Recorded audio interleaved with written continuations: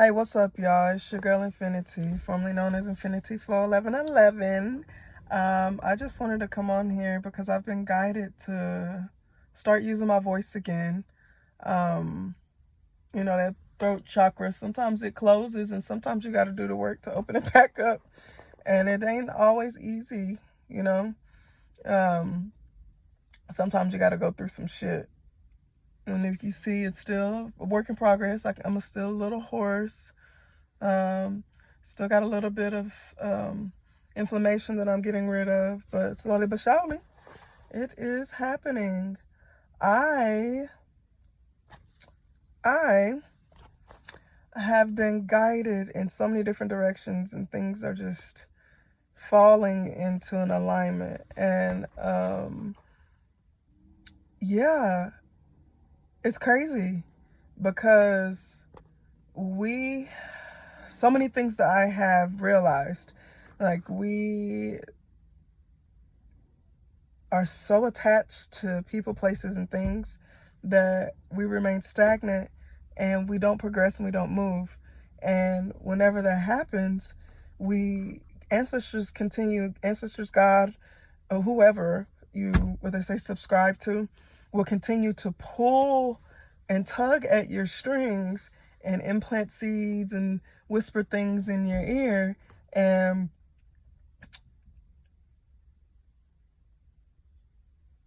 doubt will stack on top of it, and so you're like, oh, never mind, that's a pipe dream, or I can't do that. Just different negative conversation that we have that has been embedded in us, and we have to do the work to overcome it. And when I say do the work, we have to do the work internally. As above, so below; as within, so without. And what that means, that has so many different levels of meaning. Whenever you are tapping in to heal your internal, you are also tapping in to heal the eternal. And what that means for you is that you got to go through some shit. I moved to this city, and it's not the ideal city and not the ideal place of where I would love to be. And yet I have experienced the deepest part of my healing in this place, because I had no choice. There was really nothing else to do. I started a detox, um, kicked off the new year as we like to do in the dead of winter, and my body went into what's called herx. My body was herxing. Well, I didn't get over that. I'm at the very, very tail end of that now. But what it made me discover is that I was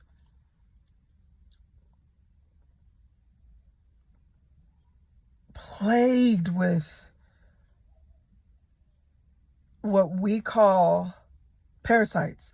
And sometimes those parasites can get into your DNA, and they become that voice of reason, and you can go ahead and eat that.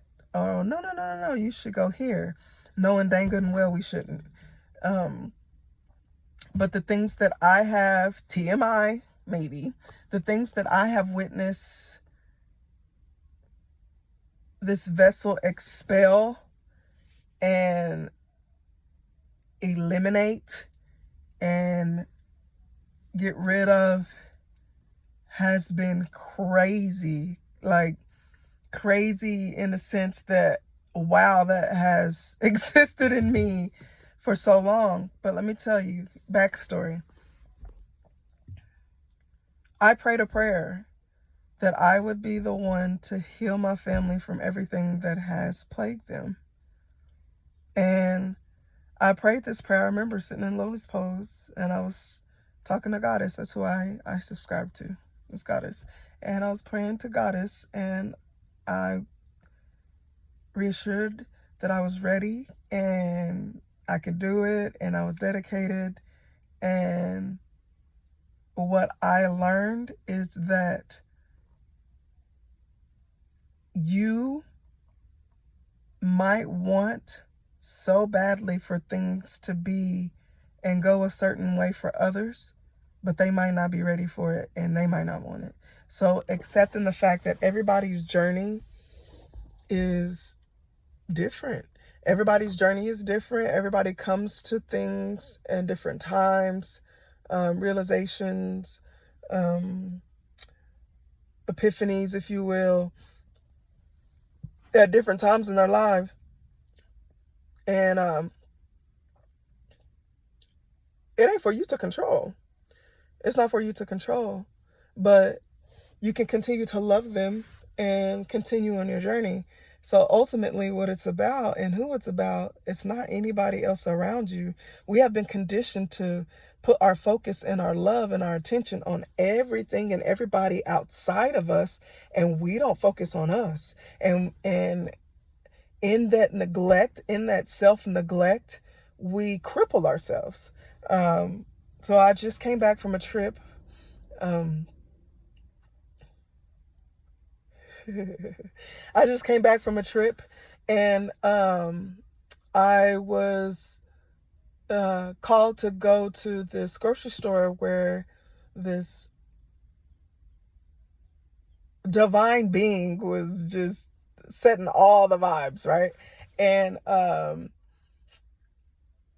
just sat there and I was like, wow, this is what being feels like. Like, this is what it feels like to just sit and just vibe and not be on my phone, not be on social.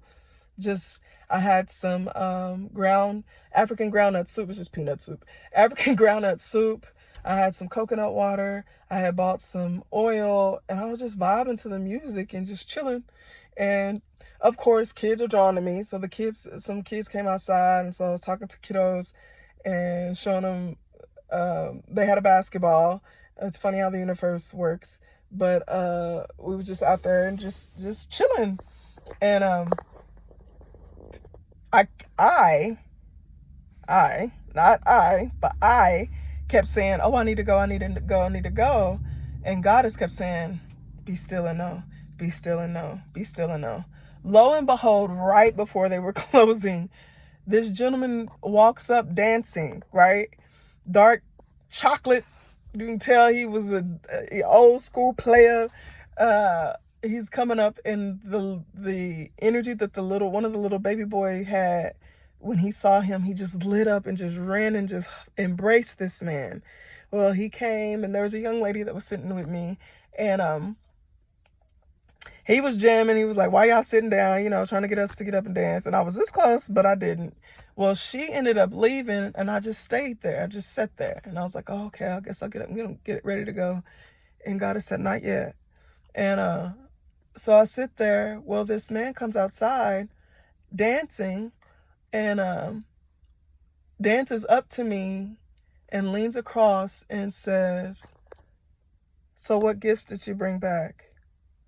And they took me by surprise, and I didn't know how to answer it. I was put on the spot, and all these different things kept popping in my head, and I couldn't answer it just with one thing. And he was like, oh, so you're multi-talented, multi-gifted. I'm like, yeah, I guess you could say that. He said, well, asked me what my name was. And he talked to me about different things that are occurring. He asked me questions pertaining to the different occurrences in my life that were aligned with what he was asking. And he asked me my name, and I asked him his, and he says, I'm Gabriel. Well, if you've done any research, Archangel Gabriel is the messenger.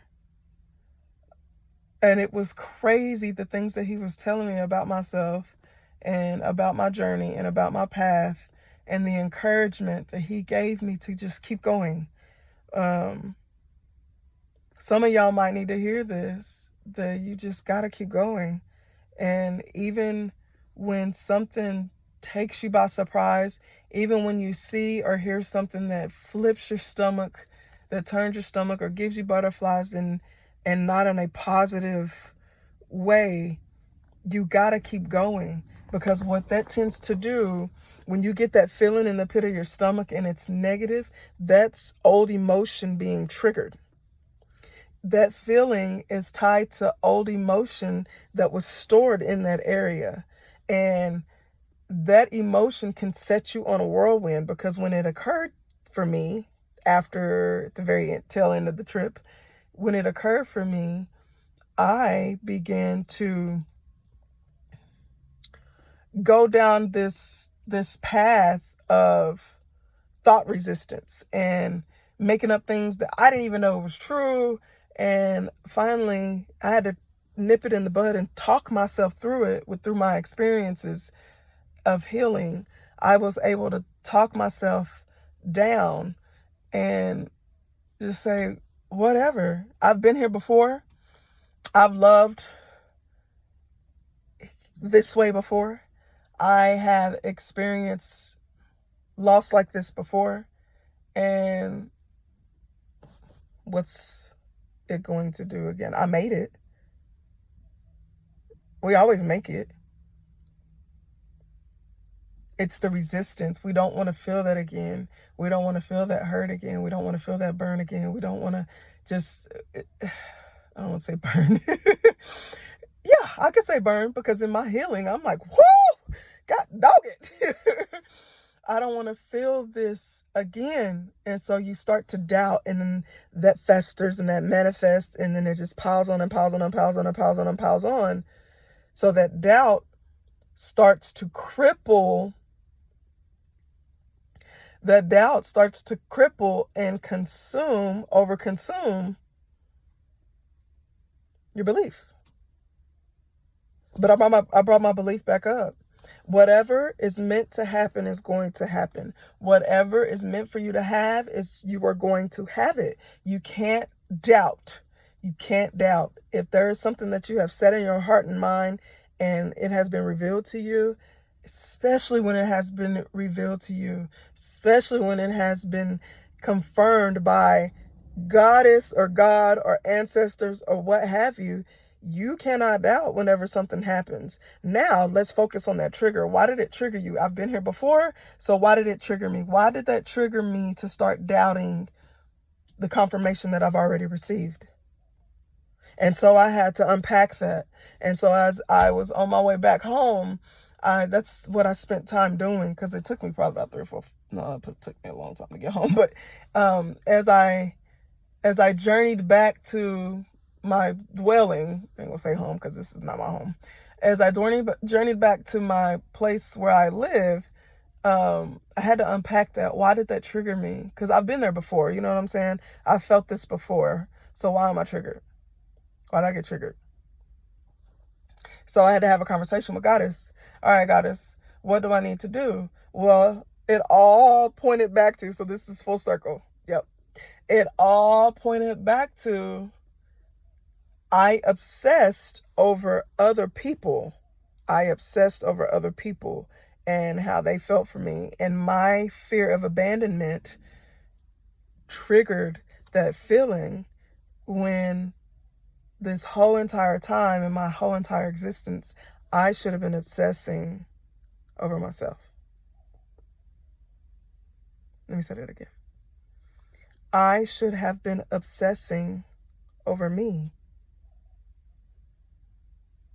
I should have been obsessing over me. Because it's when you put your focus internally, when you put your focus on you, that you start to attract the light and the energy that you are radiating.